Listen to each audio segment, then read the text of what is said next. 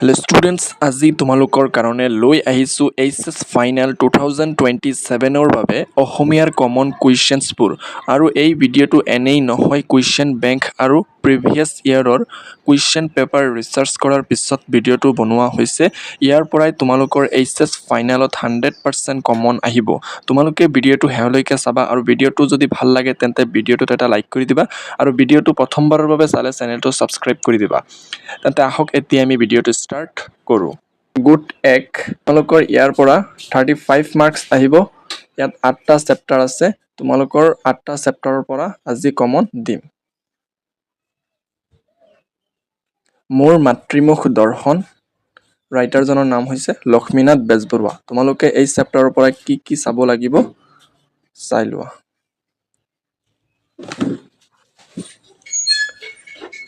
ক, অতি চমু প্ৰশ্ন। ইয়াত 5টা কুৱেশ্যন আছে, তোমালোকৰ 5টাই চাব লাগিব। তোমালোকে 4 নম্বৰটো স্কিপ কৰিব পাৰা, কাৰণ এইটো 2026ত আহিছিলে। তোমালোকে ইয়াৰ পৰা 4টা পঢ়িবা। আৰু খ, চমু প্ৰশ্ন। ইয়াৰ পৰা তোমালোকে পঢ়িব লাগিব 2, 3, 5, এই 3টা পঢ়িবা। আৰু 4 নম্বৰটো পঢ়িব নালাগে, ডাইৰেক্ট স্কিপ কৰি দিবা এইটো, কাৰণ ৰিপিট নহয়, এইটো 2026ত আহিছিলে।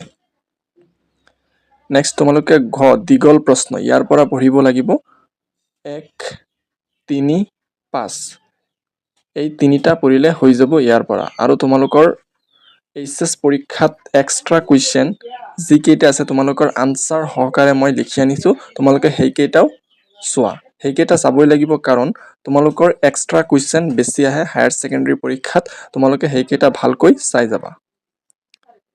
এইচএছ পৰীক্ষাত অহা প্ৰশ্নসমূহ। 1, মাথাপুত শব্দৰ অৰ্থ কি? উত্তৰ, মাথাপুত শব্দৰ অৰ্থ হৈছে কৰ্মৰ প্ৰতি অৱহেলাৰ ফলত উপজা দুশ্চিন্তা। 2, লক্ষ্মীনাথ বেজবৰুৱাৰ শ্ৰী কৃষ্ণ কথা কি বিষয়ক গ্ৰন্থ? উত্তৰ, লক্ষ্মীনাথ বেজবৰুৱাৰ শ্ৰীকৃষ্ণ কথা এখন আধ্যাত্মিক তত্ত্বমূলক গ্ৰন্থ। তোমালোকে এইখিনি চাবই লাগিব, কাৰণ এইখিনি পৰীক্ষাত আহিয়েই থাকে।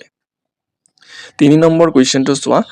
কমেডি অফ ইৰ'ৰ্ছ অসমীয়া ভাঙনি ভ্ৰমৰংগ কোন চনত প্ৰকাশ পাইছিল? উত্তৰ, কমেডি অফ ইৰ'ৰ্ছৰ অসমীয়া ভাঙনি ভ্ৰমৰংগ 1888 চনত প্ৰকাশ পাইছিল। 4 নম্বৰ কুৱেশ্যন। মাজীও বুলি লক্ষ্মীনাথ বেজবৰুৱাই কাক সম্বোধন কৰিছিল? উত্তৰ, মাজীও বুলি লক্ষ্মীনাথ বেজবৰুৱাই কবি চন্দ্ৰকুমাৰ আগৰৱালাক সম্বোধন কৰিছিল। 5 নম্বৰ কুৱেশ্যন। ভ্ৰমৰংগ শ্বেক্সপিয়েৰৰ কোনখন গ্ৰন্থৰ ভাঙনি? উত্তৰ, ভ্ৰমৰংগ শ্বেক্সপিয়েৰৰ কমেডি অফ ইৰ'ৰ্ছৰ ভাঙনি। 6 নম্বৰ কুৱেশ্যন। লক্ষ্মীনাথ বেজবৰুৱাক কিয় অসমীয়া চুটিগল্পৰ জনক বুলি কোৱা হয়? উত্তৰ, লক্ষ্মীনাথ বেজবৰুৱাক অসমীয়া চুটিগল্পৰ জনক বুলি কোৱা হয় কিয়নো তেওঁৱেই আছিল প্ৰথম অসমীয়া চুটিগল্পৰ লেখক। জোনাকীৰ পাতত তেওঁৰ দ্বাৰা ৰচিত গল্পৰ জৰিয়তে অসমীয়া চুটিগল্পৰ শুভাৰম্ভ ঘটি বিকাশৰ যাত্ৰাৰ সূচনা হয়। 7 নম্বৰ কুৱেশ্যন। যথা নিযুক্তি হস্মী তথা কৰমী, এই পদফাকিৰ অৰ্থ কি? এইচএছ 2020ত আহিছিলে এই কুৱেশ্যনটো। তোমালোকে ভালকৈ চাই যাবা এই কুৱেশ্যনটো। এই পদটি বেজবৰুৱা দেৱে কিয় অৱতাৰণা কৰিছে বুজাই লিখা। উত্তৰ, যথা নিযুক্তি হস্মী তথা কৰমী, এই সংস্কৃত পদফাকিৰ অৰ্থ হৈছে যি কামৰ বাবে নিযুক্তি হৈছোঁ তাকে কৰিছোঁ। প্ৰায় 30-40 বছৰ পাছত সাহিত্যৰথী লক্ষ্মীনাথ বেজবৰুৱা মাতৃভূমি অসমলৈ ঘূৰি আহে। 1930 চনৰ 22 ছেপ্টেম্বৰ তাৰিখে তেওঁ গুৱাহাটীত উপস্থিত হয়। বেজবৰুৱা দেৱক সম্বৰ্ধনা জনোৱাৰ উদ্দেশ্যে কটন কলেজৰ ছাত্ৰসকলে গধূলি এখন সভা অনুষ্ঠিত কৰিছিল। সেই দিনা বেজবৰুৱাদেৱৰ গা সিমান ভাল নাছিল, তথাপিও জাতীয় সাহিত্যৰ কাণ্ডাৰী হিচাপে সভালৈ গৈ ছাত্ৰসকলক উৎসাহিত কৰাটো তেওঁৰ দায়িত্ব বুলি বিবেচনা কৰিছিল। ঈশ্বৰে যেন তেনেবোৰ কামৰ বাবেই তেওঁক পৃথিৱীলৈ পঠিয়াইছে, এই ভাৱ প্ৰকাশ কৰিবলৈ তেওঁ উক্ত পদফাকিৰ অৱতাৰণা কৰিছে। 8 নম্বৰ কুৱেশ্যন। লক্ষ্মীনাথ বেজবৰুৱাই লিখা দুখন হাস্যব্যংগ ৰচনাৰ নাম লিখা। এইচএছ 2022ত আহিছিলে এই কুৱেশ্যনটো। উত্তৰ, লক্ষ্মীনাথ বেজবৰুৱাই লিখা দুখন হাস্যব্যংগ ৰচনাৰ নাম হৈছে কৃপাবৰ বৰবৰুৱাৰ কাকতৰ টোপোলা আৰু কৃপাবৰ বৰুৱাৰ উভতনি। 9 নম্বৰ কুৱেশ্যন ফৰিয়াদ আৰু সঁচাৰকাঠি শব্দৰ অৰ্থ লিখা এইচএছ 2022ত আহিছিলে এই কুৱেশ্যনটো উত্তৰ ফৰিয়াদ শব্দৰ অৰ্থ হৈছে গোচৰ বা অভিযোগ আৰু সঁচাৰকাঠি শব্দৰ অৰ্থ হৈছে চাবি 10 নম্বৰ কুৱেশ্যনটো চোৱা মোৰ মাতৃমুখ দৰ্শন শীৰ্ষক পাঠটিত লেখকৰ জাতিপ্ৰেম কিদৰে প্ৰকাশ পাইছে চমুকৈ আলোচনা কৰা এইচএছ 2017ত আহিছিল এই কুৱেশ্যনটো উত্তৰ সাহিত্যৰথী লক্ষ্মীনাথ বেজবৰুৱাদেৱ কৰ্মসূত্ৰে বহু বছৰ অসমৰ বাহিৰত থাকিবলগীয়া হৈছিল যদিও তেওঁ মনে প্ৰাণে সদায় জন্মভূমি অসম আৰু অসমীয়া জাতিৰ মংগলৰ কাৰণে চিন্তা কৰিছিল মোৰ মাতৃমুখ দৰ্শন শীৰ্ষক নামকৰণটিতে তেওঁ স্বদেশ আৰু স্বজাতিৰ প্ৰতি থকা গভীৰ প্ৰেম ভালপোৱা পৰিস্ফুট হৈছে সন্তানৰ বাবে নিজ মাতৃগৰাকীয়েই হৈছে জগতৰ শ্ৰেষ্ঠতকৈও শ্ৰেষ্ঠ আপোন আৰু মৰমৰ মাতৃৰ পৰা যদি সন্তান বহুদিন আঁতৰি থাকিব লগা হয় সেই সন্তানৰ মন সদায় মাতৃৰ মুখ দৰ্শন কৰিবলৈ বা মাতৃক লগ পাবলৈ ব্যাকুল হৈ থাকে বেজবৰুৱাদেৱৰ মোৰ মাতৃমুখ দৰ্শন শিৰোনামটিতে সোমাই আছে স্বদেশ আৰু স্বজাতিৰ প্ৰতি থকা তেওঁৰ অগাধ প্ৰেম ভালপোৱা সৎ দিহা পৰামৰ্শ অনুপ্ৰেৰণা আৰু গঠনমূলক সমালোচনাৰ দ্বাৰা তেওঁ যে জাতিটোৰ প্ৰগতি নিশ্চিত হোৱাটো বিচাৰিছিল সেই কথা তেওঁৰ লিখনিত স্পষ্ট 11 নম্বৰ কুৱেশ্যন লক্ষ্মীনাথ বেজবৰুৱাই কোনখন আলোচনী সম্পাদনা কৰিছিল উত্তৰ লক্ষ্মীনাথ বেজবৰুৱাই বাঁহী আলোচনী সম্পাদনা কৰিছিল 12 নম্বৰ কুৱেশ্যন লক্ষ্মীনাথ বেজবৰুৱাই অসম সাহিত্য সভাৰ কোনখন অধিৱেশনত সভাপতিত্ব কৰিছিল উত্তৰ লক্ষ্মীনাথ বেজবৰুৱাই 1924 চনত গুৱাহাটীত অনুষ্ঠিত হোৱা অসম সাহিত্য সভাৰ অধিৱেশনত সভাপতিত্ব কৰিছিল 13 নম্বৰ কুৱেশ্যন বেজবৰুৱাই মোৰ মাতৃমুখ দৰ্শন শীৰ্ষক অসম ভ্ৰমণ কাহিনীটো মুঠ কেইটা খণ্ডত ৰচনা কৰিছিল উত্তৰ বেজবৰুৱাই মোৰ মাতৃমুখ দৰ্শন শীৰ্ষক দীঘলীয়া অসম ভ্ৰমণ কাহিনীটো মুঠ 7টা খণ্ডত ৰচনা কৰিছিল ছাত্ৰ ছাত্ৰীসকল তোমালোকে বাকীখিনি চাই যোৱা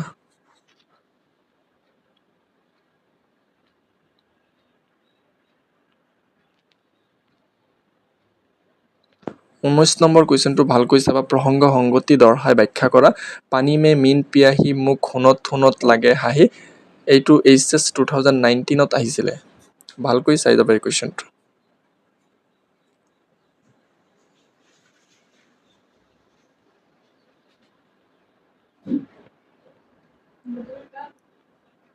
নেক্সট চেপ্টাৰটো চোৱা মগনিয়াৰ যতীন্দ্ৰনাথ দুৱৰা এই চেপ্টাৰৰ পৰা তোমালোকৰ পঢ়িব লাগিব ক অতি চমু প্ৰশ্ন ইয়াত 5টা আছে 5টাই পঢ়িব লাগিব খৰ পৰা পঢ়িব লাগিব খ চমু প্ৰশ্ন ইয়াৰ পৰা 3 নম্বৰ আৰু 5 নম্বৰ এই দুটা পঢ়িলেই হ'ব নেক্সট দীঘল প্ৰশ্ন ইয়াৰ পৰা তোমালোকৰ পঢ়িব লাগিব 3 নম্বৰ আৰু 4 নম্বৰ 1 নম্বৰ 4 নম্বৰ আৰু 5 নম্বৰ এই তিনিটা সেম হয় এইকেইটা পঢ়িব নালাগে এটা পঢ়িলেই হ'ব এটা পঢ়িলে তোমালোকৰ তিনিটা আনসাৰ হৈ যাব আৰু 2 নম্বৰটো ডাইৰেক্ট স্কিপ কৰি দিবা কাৰণ 2026ত এইটো আহিছিলে ৰিপিট নহয় কুৱেশ্যন ইয়াৰ পৰা মূলত তোমালোকে দুটা পঢ়িবা 3 আৰু 4 4টো পঢ়িলে তোমালোকৰ 1 পঢ়িব নালাগে আৰু 5 পঢ়িব নালাগে এটা সেম হয়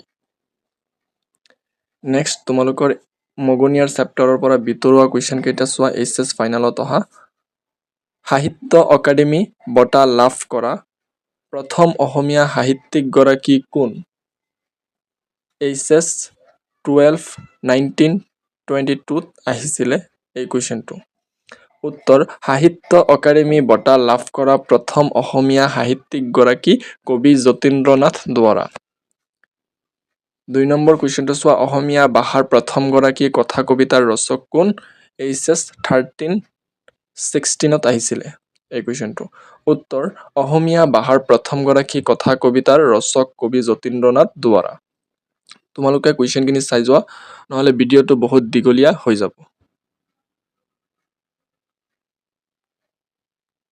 কুৱেশ্যন কেইটা মোষ্ট ইম্পৰ্টেন্ট হয় ভালকৈ এইকেইটা চাবই লাগিব নহলে তোমালোকে পৰীক্ষাত লিখিব নোৱাৰা তোমালোকৰ এইচএছ ফাইনেলত ভিতৰুৱা কুৱেশ্যন বেছি আহে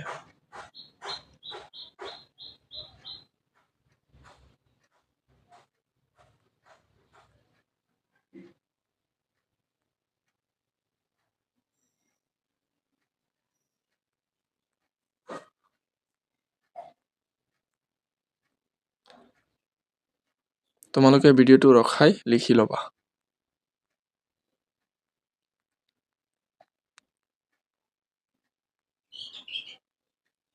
নেক্সট চেপ্টাৰটো চোৱা এতিয়া। আনন্দৰাম বৰুৱা, উপেন্দ্ৰ চন্দ্ৰ লেখাৰুৱে লিখিছিলে। ইয়াৰ পৰা তোমালোকে পঢ়িব লাগিব ক অতি চমু প্ৰশ্ন। ইয়াৰ পৰা 5টা আছে, 5টাই পঢ়িব লাগিব। আৰু খ চমু প্ৰশ্ন ইয়াৰ পৰা তোমালোকৰ পঢ়িব লাগিব 3 নম্বৰ, 4 নম্বৰ। আৰু দীঘল প্ৰশ্নৰ পৰা তোমালোকৰ পঢ়িব লাগিব। 2 নম্বৰটো স্কিপ কৰিবা, 2026ত আহিছিলে এইটো। 3 নম্বৰ পঢ়িব লাগিব আৰু 5 নম্বৰ পঢ়িব লাগিব। ইয়াৰ পৰা 2টা ইকুৱেশ্যন পঢ়িলে হৈ যাব। আৰু ভিতৰুৱা কুৱেশ্যন তোমালোকৰ পঢ়িব লাগিব। প্ৰথম কুৱেশ্যনটো হৈছে আনন্দৰাম বৰুৱাই ল'ৰা কালতে কণ্ঠস্থ কৰা গ্ৰন্থখন কি আছিল?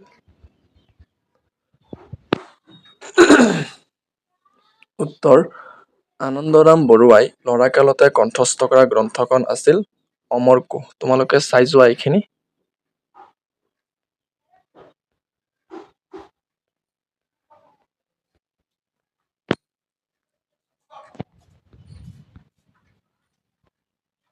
প্ৰিভিয়াছ ইয়াৰৰ কুৱেশ্যন এইকেইটা হয়, ভালকৈ চাই যাবা। তোমালোকে ইয়াত লিখাই আছে কোনটো ইয়াৰত কোনটো কুৱেশ্যন আহিছিলে।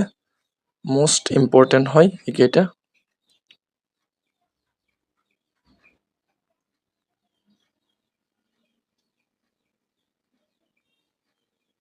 তোমালোকৰ কিতাপৰ পৰা ইমান কুৱেশ্যন নাহে, বাট ভিতৰুৱা যিকেইটা কুৱেশ্যন আছে সেইকেইটা বেছি আহে। পাঠভিত্তিক কুৱেশ্যন ইমান নাহে।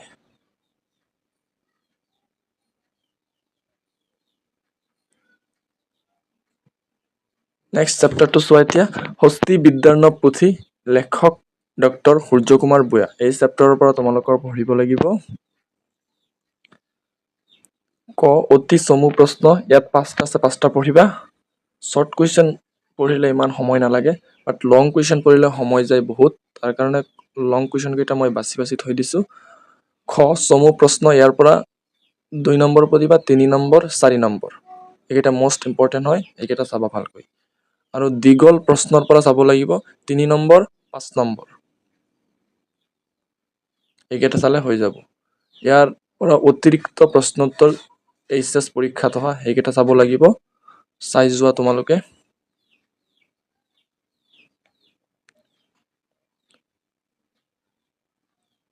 লিখি লোৱা বহীত এতিয়াই। তোমালোকৰ পৰীক্ষাৰ বেছি দিন নাই আৰু।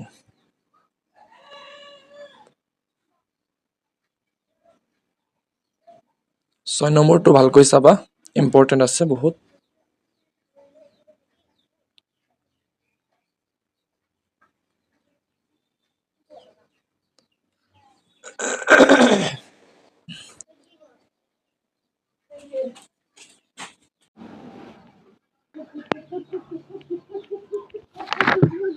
এতিয়া ভাৰতীয় আদৰ্শত বৈৰাগ্য, এই চেপ্টাৰৰ পৰা তোমালোকে পঢ়িব লাগিব ক অতি চমু প্ৰশ্ন। ইয়াত 5টা আছে, 5টাই পঢ়িবা। খ চমু প্ৰশ্ন। ইয়াৰ পৰা তোমালোকে পঢ়িব লাগিব 3 নম্বৰ, 4 নম্বৰ, 5 নম্বৰ। এই 3টা পঢ়িবা। আৰু বাকী 2টা আছে, 2টা পঢ়িব নালাগে। এইকেইটা ইমান ইম্পৰ্টেণ্ট নহয়। তোমালোকৰ এইকেইটা ফাইনেলত আহিব, হাফ ইয়াৰলিত নাহিবও পাৰে এইকেইটা, বা ডাইৰেক্ট ফাইনেলত আহিব তোমালোকৰ এইকেইটা। কাৰণ শ্ৰদ্ধেয় দেয়ম, অশ্ৰদ্ধেয় দেয়ম মানে কি 2026ত আহিছিলে, এইটো হাফ ইয়াৰলিত আহিব পাৰে, বাট ফাইনেলত নাহে। নেক্সট তোমালোকে দীঘল প্ৰশ্ন। ইয়াৰ পৰা পঢ়িব লাগিব 1 নম্বৰ, 3 নম্বৰ, 4 নম্বৰ। এই 3টা পঢ়িবা। আৰু এই চেপ্টাৰৰ ভিতৰুৱা প্ৰশ্নকেইটা চাই লোৱা। প্ৰথম কুৱেশ্যনটো আছে পঞ্চপুষ্প পুথিখনৰ ৰচক কোন? উত্তৰ, তীৰ্থনাথ শৰ্মা। ভিতৰুৱা কুৱেশ্যন কেইটা মষ্ট ইম্পৰ্টেণ্ট হয়, এইকেইটা চাবই লাগিব। চাই যোৱা তোমালোকে ভালকৈ।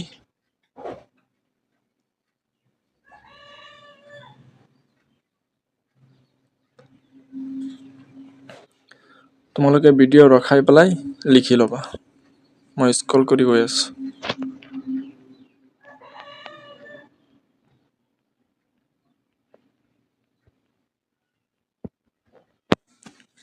চিঠি এই চেপ্টাৰৰ পৰা তোমালোকৰ পঢ়িব লাগিব।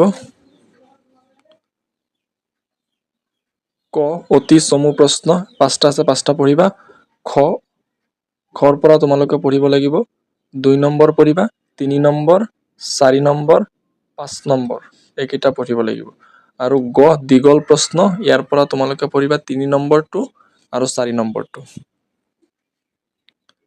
আৰু বাকী পঢ়িব নালাগে, বাকী ইমান ইম্পৰ্টেণ্ট নহয়। নেক্সট চেপ্টাৰটো হৈছে তোমালোকৰ অসমীয়া চলচ্চিত্ৰৰ গতিধাৰা। লেখকজনৰ নাম হৈছে উৎপল দত্ত। এই চেপ্টাৰৰ পৰা তোমালোকে পঢ়িব লাগিব। শৰ্ট কুৱেশ্যন গোটেইখিনি পঢ়িবা আৰু চমু প্ৰশ্ন ইয়াৰ পৰা তোমালোকে পঢ়িবা 3 নম্বৰ, 4 নম্বৰ, 5 নম্বৰ। আৰু দীঘল প্ৰশ্ন পঢ়িবা 1, 2, 5 এইকেইটা পঢ়িবা। আৰু ভিতৰুৱা প্ৰশ্নকেইটা পঢ়িবা। প্ৰথম অসমীয়া বোলছবি জয়মতী কেতিয়া মুক্তি লাভ কৰিছিল? HS 2017ত আহিছিলে। উত্তৰ, প্ৰথম অসমীয়া বোলছবি জয়মতী মুক্তি লাভ কৰিছিল 1935 চনৰ 20 মাৰ্চ তাৰিখে। নেক্সট তোমালোকে চাই যোৱা।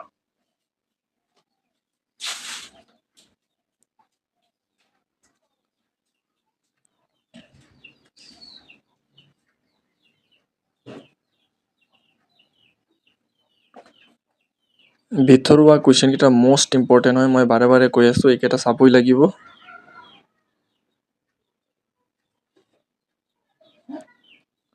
তোমালোকৰ গদ্যৰ এইটো লাষ্ট, আজিৰ কাৰণে লাষ্ট গদ্য এইটো হয়, তোমালোকে চাই ল'বা।